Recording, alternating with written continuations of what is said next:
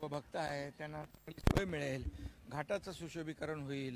घाटाचं आता थोडीशी इथे गैरसोय आहे, त्यामुळे इथं येणारे लाखो लोक आहेत. आता 15 तारखेपासून वारी सुरू होईल तुमची, 12 तारखेपासून. कार्तिकी 2 तारखेला आहे. आणि त्यामुळे या सगळ्या पार्श्वभूमीवर हे चांगलं काम विकासाचं या ठिकाणी सुरू होतं आहे. यापूर्वी देखील मी आळंदीला अनेक वेळा आलो. अगोदर आपण त्या महाद्वाराचं भूमिपूजन केलं, कलशारोहण झालं. त्यामुळे आळंदीमध्ये आल्यानंतर प्रत्येकाला एक मनाला एक समाधान आणि आपल्याला वाटतं आपल्या घरीच आलोय काय. आणि त्यामुळे असं माझं तर मी मुख्यमंत्री असताना देखील अनेक वेळा आलोय.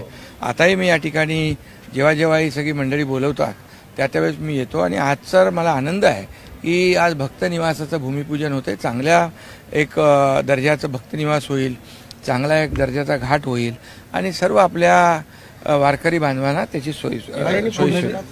इंद्रायणी प्रदूषणावर देखील काम सुरू आहे आणि त्याचा फार मोठ्या प्रमाणावर आपण त्याला शासनाने गांभीर्याने घेतलंय.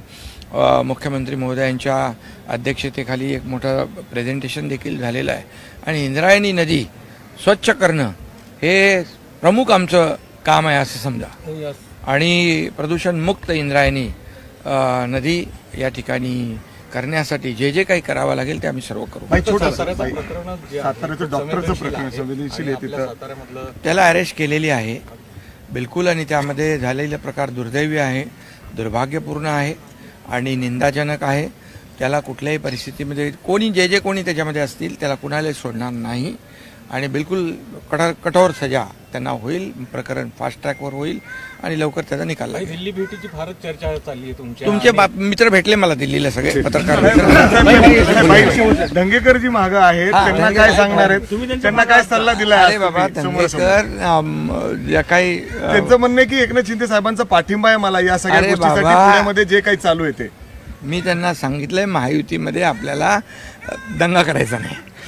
पण ते जे करतायत त्याला पाठिंबा आहे. नाही. अरे बाबा, आता तुम्ही सांगितलं ना मी त्यांना की आता तो विषय आता संपला आहे. आणि शेवटी बघा काय त्यांना ज्या काही गोष्टीची माहिती मिळाली त्याच्यावर ते बोलले.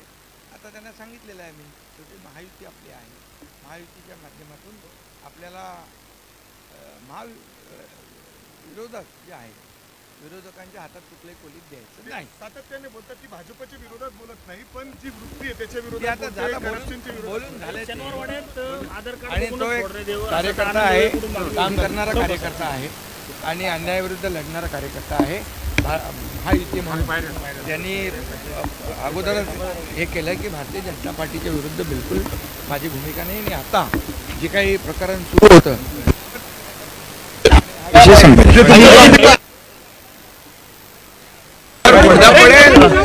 आणि हा विषय संपेल. आता काय तुम्ही म्हणजे माझ्या तोंडातून काहीतरी काढायचं आहे तुम्हाला?